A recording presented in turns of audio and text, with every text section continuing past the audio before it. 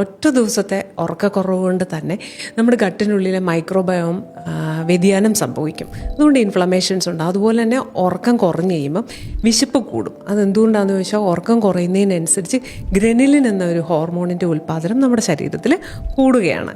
അതുപോലെ തന്നെ ലെപ്റ്റിൻ നമ്മുടെ ശരീരത്തെ വിശപ്പ് കുറച്ച് അല്ലെങ്കിൽ ക്രേവിങ്സ് ഒക്കെ കുറച്ച് നമ്മുടെ ശരീരത്തെ ഒരു എനർജി മിതവ്യയത്തിലൊക്കെ വയ്ക്കുന്ന ആ ലെപ്റ്റിൻ്റെ അളവ് കുറഞ്ഞു പോകും. സ്ലീപ്പ് റെഗുലേറ്റ് ആയാൽ മാത്രമാണ് നമ്മുടെ ശരീരത്തിലെ സെറട്ടോണിൻ പോലുള്ള ന്യൂറോ ട്രാൻസ്മിറ്ററുകൾ വർക്ക് ചെയ്യുന്നത്.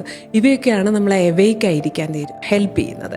അപ്പോൾ ഉറക്കം കുറയുന്നത് കൊണ്ട് ഉണ്ടാവുന്നത് ഫസ്റ്റ് തിങ് നമുക്ക് ഇൻറ്റേർണൽ ഇൻഫ്ലമേഷൻ ഉണ്ടാവും.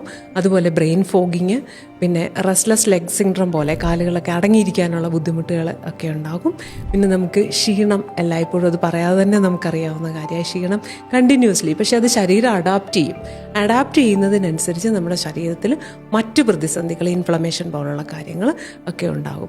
ഈ ഒരു ചലഞ്ചിനെ, എനർജി ലോസിനെ മറികടക്കാൻ വേണ്ടി ശരീരം എന്ത് ചെയ്യുമെന്ന് ചോദിച്ചാൽ സ്വീറ്റ് ക്രേവിങ്സിനെ കൂട്ടിത്തരും. അപ്പോൾ നമ്മൾ സ്വീറ്റ് കൂടുതലായിട്ട് കഴിക്കും. അപ്പോഴാണ് നമുക്ക് ഫാസ്റ്റ് ഫുഡിനോടൊക്കെയുള്ള അമിതമായൊരു ഇഷ്ടം വരികയും നമ്മൾ കൂടുതലായിട്ട് ശരീരഭാരം വർദ്ധിക്കുക, സഡൻഡറി ആയിട്ട് പോവുക, അങ്ങനെയുള്ള കാര്യങ്ങളിലേക്ക് ഒരു ഡിസിഷൻ എടുക്കാൻ കഴിയാതെ വരിക. അപ്പോൾ സ്ലീപ്പ് വളരെ അത്യാവശ്യമാണ്. 7 മണിക്കൂർ മുതൽ 8 മണിക്കൂർ വരെയുള്ള സ്ലീപ്പാണ് ഏറ്റവും ഉചിതമായിട്ട് വേണ്ടത്.